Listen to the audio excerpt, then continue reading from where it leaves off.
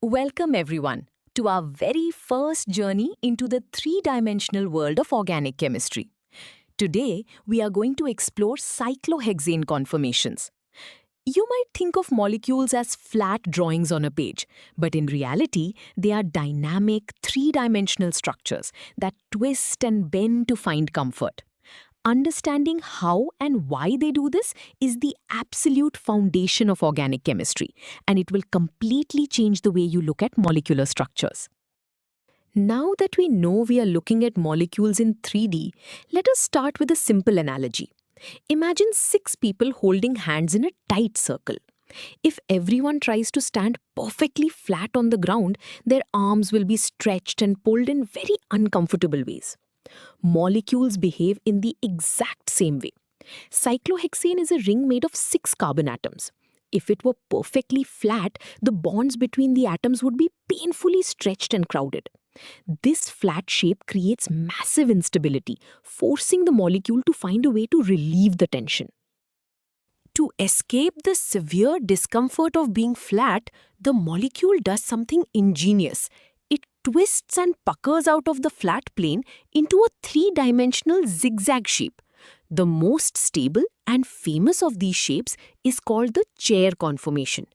If you look closely, it actually resembles a tiny reclining beach chair.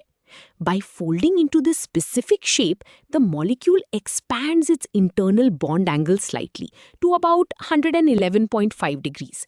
This allows all the carbon and hydrogen atoms to space out perfectly, completely avoiding bumping into one another and minimizing the overall strain.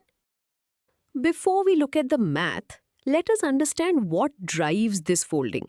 It all comes down to strain energy.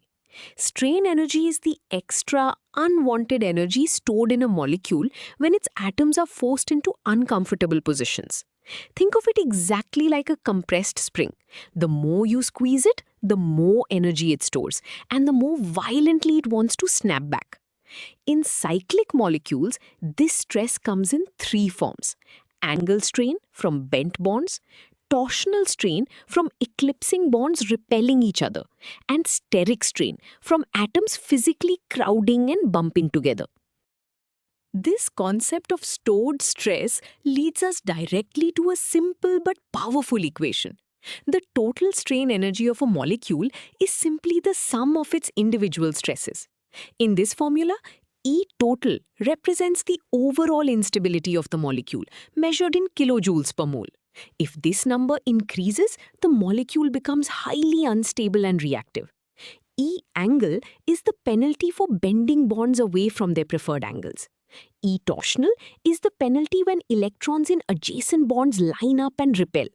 And E steric is the penalty for atoms physically crashing into each other. The chair conformation is incredibly special because it brings both torsional and steric strain down to almost zero. Now that we have our total energy equation, let us focus specifically on the first term, angle strain. Why is a flat hexagon so bad? Well, a carbon atom with 4 single bonds strongly prefers an ideal, relaxed bond angle of 109.5 degrees. However, basic geometry tells us that a perfectly flat, regular hexagon must have internal angles of exactly 120 degrees. This means the molecule is being forced open, stretching the bonds far beyond their natural comfort zone. To truly appreciate how unstable this is, we need to calculate the exact mathematical difference between what the molecule wants and what the flat geometry forces upon it. To find out exactly how much the bonds are being bent, we use the angle deviation formula. Conceptually, this just measures the gap between reality and the ideal state. Delta theta represents the angle deviation, which tells us the severity of the stretch. Theta actual is the angle that the physical geometry of the shape forces upon the atoms. Theta ideal is the natural, relaxed angle of 109.5 degrees that the carbon atom desperately wants to achieve. By subtracting the ideal angle from the actual forced angle, we can quantify the exact amount of geometric stress on every single bond in the ring. Before we move on, let us see this with a concrete example. We are given a hypothetical flat cyclohexane ring and asked to find its angle strain. First, we identify our given values. We know from geometry that the actual angle for a flat hexagon is exactly 120 degrees. Next, we note our ideal tetrahedral angle for carbon, which is 109.5 degrees. We chose our deviation formula because it directly compares these two states. Now, we simply substitute our known values into the equation, setting up delta theta as 120 degrees minus 109.5 degrees. This sets the stage for our final calculation. Continuing from our setup, we now perform the simple subtraction. 120 degrees minus 109.5 degrees gives us a final answer of 10.5 degrees.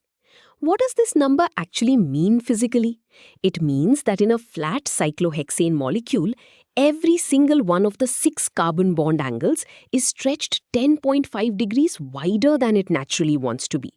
Because there are 6 carbon atoms, this strain adds up massively. This mathematical result perfectly explains why the molecule absolutely refuses to stay flat and instead puckers into the chair conformation to bring this deviation down to a mere 2 degrees. Now that we have proven why the flat shape fails, let us look at another 3D shape the molecule can adopt.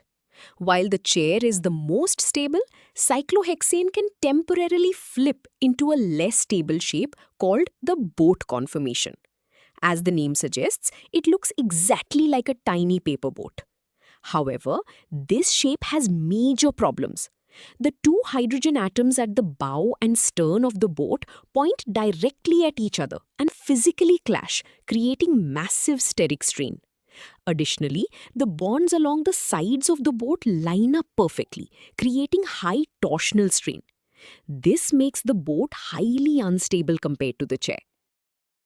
This brings us to an important question. Exactly how much worse is the boat compared to the chair? We can calculate this energy penalty using a simple difference formula. Conceptually, we are just finding the gap in stability between the two shapes. Delta E represents this difference in total strain energy. E boat is the total built-up energy of the crowded boat conformation. E chair is the total energy of the relaxed chair conformation. Because the chair is our most stable baseline, we usually assign it a relative starting energy of 0 kilojoules per mole, making it very easy to see exactly how much energy is required to force the molecule into the boat shape. Let us calculate this energy penalty using the values provided. We are asked to find the energy gap between the boat and chair shapes. First, we identify our given values. The boat conformation has a known total strain energy of 29 kilojoules per mole due to its clashing atoms. The chair conformation, being perfectly relaxed, is assigned a baseline of 0 kilojoules per mole. We substitute these into our formula, giving us 29 minus 0. The final answer is 29 kilojoules per mole. Physically, this means it takes a significant amount of energy to force the relaxed chair into the crowded boat shape. Because nature prefers the lowest energy, 99.9% of molecules stay in the chair shape. Now that we have calculated these energies, let us visualize the entire process. You're looking at the energy diagram of cyclohexane. The horizontal axis represents the twisting motion of the molecule, and the vertical axis represents potential energy.